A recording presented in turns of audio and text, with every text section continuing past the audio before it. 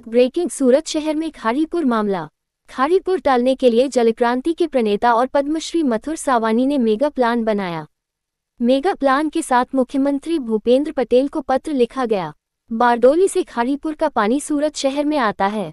यह पानी ring road के पास स्थित छेड़छाड़ गांव से टापी नदी में डाइवर्ट करके खाड़ीपुर को हल किया जा सकता है। टापी नदी में वालक के पास यह पानी डाइवर्ट किया जा सकता है। 12 बाई 12 डायामीटर की पाइपलाइन डालकर खाड़ीपुर को टाला जा सकता है। वालक के पास टापी नदी में यह बारिश का पानी डाला जा सकता है। मथुर सावानी ने कहा कि मुख्यमंत्री इस मामले पर निश्चित रूप से विचार करेंगे और शहर के हित में निर्णय लेंगे। रिपोर्टर शकील शाह, देखते रहिए आई पब्लिक न्यूज। सूरत शहरનો ખૂબ વિકાસ થઈ રહ્યો છે। દુનિયામાં ચોથા નંબરે सूरत શહેરનો વિકાસ થાય છે એવું આપણે અવારનવાર સાંભળીએ છીએ। આ શહેરને દર 2-3 વર્ષે ખાડીપુર આપણને પરેશાન કરે છે, હેરાન કરે છે। એ આપણા વિકાસમાં અવરોધરૂપ બને છે, લોકો ખૂબ પરેશાન થાય છે। આ પૂરમાંથી બચી શકાય એનો સુઝાવ મુખ્યમંત્રીને પત્ર લખીને આપ્યો છે। કેવી રીતે બચી શકાય તો સૌરાષ્ટ્રની અંદર 115 ડેમ ભરવા માટે સૌની યોજના બનાવવામાં આવી છે। એના 4 રૂટ મળી અને લગભગ 2000 કિલોમીટરનું પાઇપલાઇન નેટવર્ક ઊભું કરવામાં આવ્યું છે।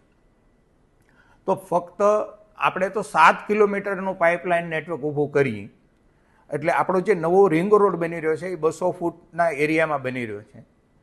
તો વાલક પાસે જે ખાડી ક્રોસ થાય છે ત્યાં આ 2 પાઇપ નાખવામાં આવે છે 12 બાય 12 ફૂટના એરિયાના, જેમાં ટ્રક વયા જાય આવા, અને એને 5000 હોર્સ પાવરના મોટરોથી એ પાણીને ત્યાં સપોર્ટ કરવામાં આવે, પાઇપના નાખવામાં આવે, પ્રેશર કરવામાં આવે। એટલે મોટાભાગનું પાણી જ્યારે વધારે વરસાદ હોય ત્યારે તાપી નદીમાં ડાયવર્ટ થઈ શકે। આ પ્રકારનું સૌની યોજનાનું મોડલથી રિંગ રોડથી એક આખું બનાવી અને સુરતને કાયમી ખાડીપુરમાંથી બચાવી શકાય છે। કારણ કે તાપીનું પૂર અને ખાડીનું પૂર બંને એક સાથે કદી આવતું નથી, અને તાપીના પૂરમાંથી પાળા યોજનાએ આપણને સુરતને મોટા ભાગે બચાવી લીધું છે। એટલે ખરા અર્થમાં આ રિંગ રોડથી ડાયવર્ટ કરી અને બચાવી શકાય એ માટે મુખ્યમંત્રીને પત્ર લખ્યો છે, CR પાટીલ સાહેબને પત્ર લખ્યો છે, અને બાકીના બધા મુખ્ય લોકોને આ પત્ર લખ્યો છે।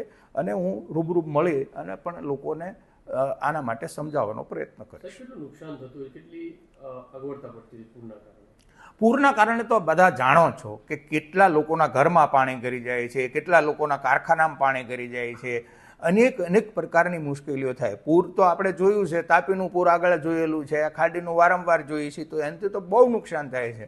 એટલે સરકાર આના માટે કાયમી ઉકેલ છે, એટલે સરકાર કાઢશે રસ્તો, એવો મને વિશ્વાસ છે।